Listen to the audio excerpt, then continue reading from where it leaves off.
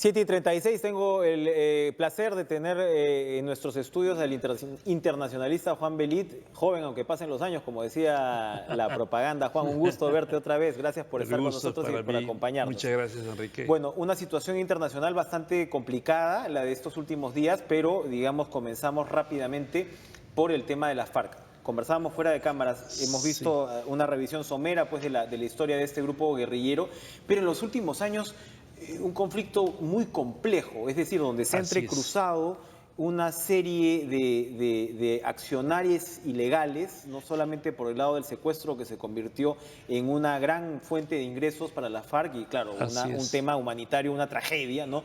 Pero también por el comercio de la droga y el narcotráfico, ¿no? Entonces, lo primero que uno se pregunta es si realmente toda la milicia, ¿no? Guerrillera estará de acuerdo con una decisión como esta y si podrán, ¿no? Si podrá el mando político, digamos, sumar a todos en este esfuerzo. Así es. Efectivamente, como tú lo has dicho y como lo dice el informe, primero que el nacimiento de este conflicto también fue muy complejo.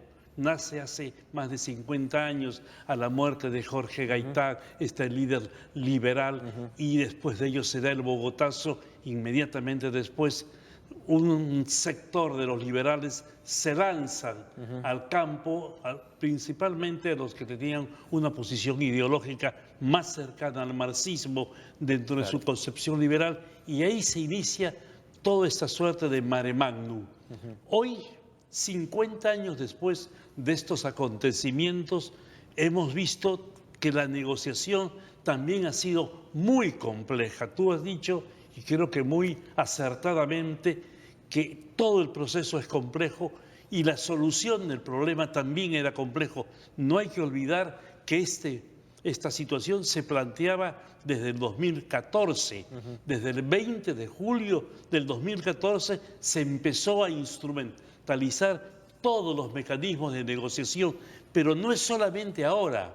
Las negociaciones venían de hace casi 34 o 35 años. Varios procesos de paz los que se han Exactamente, durante el gobierno de Belisario Betancur. Ahí es donde se inician casi los pasos más firmes para llegar a la paz. Ahora, durante el gobierno de Pastrana hubo una zona de despeje, recordarás, también complicada en San Vicente del Caguán. Tuve la oportunidad de visitarla también. Entonces, yo recuerdo. Tan vieja como la guerrilla es prácticamente el proceso de negociación, ¿no? Así es. Y ahora que ya se da el primer paso, todavía no es el acuerdo de paz. Este es un acuerdo de cese al fuego, un acuerdo de alto al fuego, cuyo texto lo he estado leyendo, tiene cerca de 30 páginas y hay 8 ítems donde se habla precisamente de que el sector más difícil de la negociación es el punto 3, que se llama cese al fuego, y que en ello está implícito los temas de defensa y de seguridad. Este acontecimiento tiene una trascendencia. Su trascendencia es la trascendencia política de que en qué medida recoge la población de Colombia estos acuerdos, porque existe una suerte de atmósfera que parece ser ha cedido el Estado demasiado en aras de la FARC. Y de parte de la FARC, lo que comentábamos, si todos están de acuerdo en que se ceda y se acepte tanto y se cedan las armas. Aquí hay un tema que es un tema controversial porque de alguna manera compromete al Perú. Y lo compromete en las circunstancias de que se dice que el frente que da a la frontera de Perú, que es el Frente 6 y el Frente 8 y el Frente 13, que estarían muy involucrados en el tráfico de drogas, ¿no? Exactamente, y que estaría liderado por el comandante López, está involucrado en tráfico de drogas, en tala ilegal, en minería, y está también involucrado en sicariato. Y que este es un grupo no le gusta que no quiere dejar las armas porque tiene la facilidad de la adquisición por la droga, pero hay un tema, este es el grupo menos ideologizado, es un grupo más delincuencial. El grupo ideologizado, el grupo marxista-leninista, está agotado de combatir. Y hemos tenido, recordemos antes, ¿no? Claro, había pues líderes míticos como Tiro Fijo, Por ¿no? supuesto. Pero hubo otros sumamente militaristas y Así delincuenciales es. como el Mono Jojoy, Así ¿no? es, Entonces, así es. probablemente no podemos hablar pues ya de una decisión, pero probablemente va a haber gente que se dedica a estos intereses mafiosos y va a seguir dedicándose a estos intereses mafiosos. Por cierto. ¿No? En todo caso, seguramente el liderazgo político los desconocerá, ¿no? Pero acá, Juan, rápidamente, para que no nos quedemos por fuera de los otros temas, hay dos puntos que me parecen importantes. Uno, Colombia no tiene la dimensión del fenómeno paramilitar que tenía en años anteriores. Recordemos que antes un movimiento como el M-19 se desarma y matan a toditos sus líderes que salen, digamos, a la exposición pública, ¿no? La Unión Patriótica. Y que se reintegró a la vida política pero y no tuvo los éxito. Aniquilaron. Absolutamente. ¿No? Entonces, no tuvo éxito. Bueno, eso por un lado, y precisamente la caída del gobierno de Uribe o el descrédito de Uribe tiene mucho que ver con cerrarle el paso a los paramilitares. Entonces, uno esperaría, ¿no? que no se vaya a repetir el fenómeno. Pero lo otro es lo que tú dices, ¿no? La percepción de una parte de la sociedad civil y del colombiano en general, de decir, les estás dando demasiado a gente que ha cometido estos crímenes. Así es. Porque ese demasiado, tú que has leído en detalle el documento, me imagino que incluye el derecho de la integración política. El derecho a la integración política, además, una indemnización que se le daría a los combatientes. Por cierto, que también el tema de la seguridad, este es un tema que está en el proceso de ajuste que lo que en la ciencia política se llama la ingeniería política. Hay que jalar de aquí, hay que poner de allá, y es uno de los temas que la mayoría de la población colombiana no lo acepta, porque dice, se les está dando a ellos grandes posibilidades y grandes facilidades que no se les ha dado casi al cerca de 1 millón de muertos que se ha provocado durante un se abren años. pues las complejidades y los desafíos inmensos en un proceso como este. Complejidades al final inevitables de alguna forma, si uno quiere llegar, además, ¿no? Si uno quiere llegar a la paz, pero es también tomarlo como lección, ¿no? Y en el Perú lo deberíamos mirar muy de cerca. Rápidamente, Juan, pasando al tema de la otra noticia internacional de ayer. Gran Bretaña vota por salirse de la Unión Europea. Había toda una suerte de movimiento progresista, integracionista, que decía, no hagan esto. Han quedado al final con 48%, han perdido. ¿Qué va a pasar ahora? Así es. Bueno, primero Cameron renuncia. En segundo lugar, la situación económica se agrava del Reino Unido. Parece que la libra ha caído y también ha caído la bolsa. Se aísla, es la percepción que podría darse, que se aísla el Reino Unido del resto de Europa, y que podría esta salida del Reino Unido de la Unión Europea podría iniciar el desmembramiento de la Unión Europea, y que la Unión Europea tendría un futuro hoy día bastante, digamos, dudoso.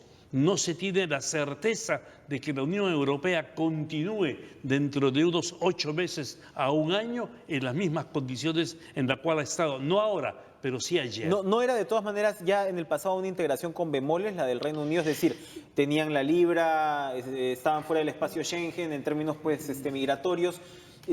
O esto digamos, va mucho más allá. No, yo creo que este paso que ha dado Reino Unido es un paso definitivo, que no tiene vuelta atrás. Ellos han caminado mucho más y por lo tanto han despertado una atmósfera de que es beneficioso para algunos países salirse de la Unión Europea. Atmósfera que sin duda se va a reproducir en el resto de países de la Unión Europea, en sectores conservadores que seguramente van a agarrar viada y van a agarrar pista. Yo creo que podría darse eso y que se agravará en el futuro cuando la Unión Europea dice, yo no siendo parte cuando Gran Bretaña diga, no siendo parte de la Unión Europea, vamos a poner un muro de contención a la migración de los países musulmanes que hoy día casi están en todas partes de Europa, y va a resurgir los movimientos de ultraderecha.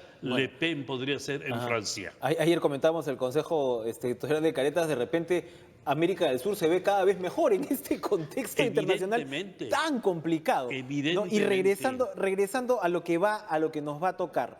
Pedro Pablo Kuczynski ha dicho que se va a Chile, ¿no? Ha dicho sin fecha todavía que uno de sus primeros viajes sería a China también, o sea, Kuczynski va a levantar plata, ¿no? En términos de crédito. Y se ha dicho, pues, que cuál debería ser el destino de la Cancillería. Por supuesto, a los diplomáticos lo que les gustaría es que sea un hombre o una mujer de la casa, es decir, ¿no?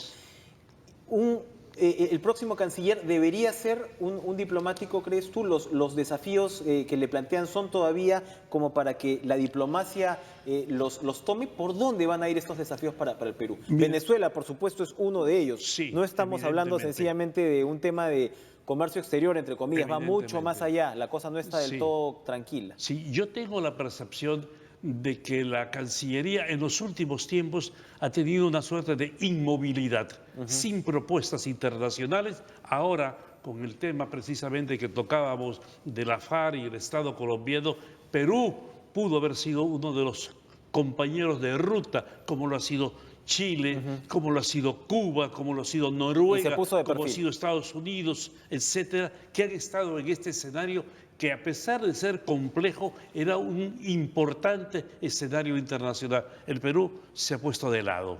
El Perú ha salido de este esquema.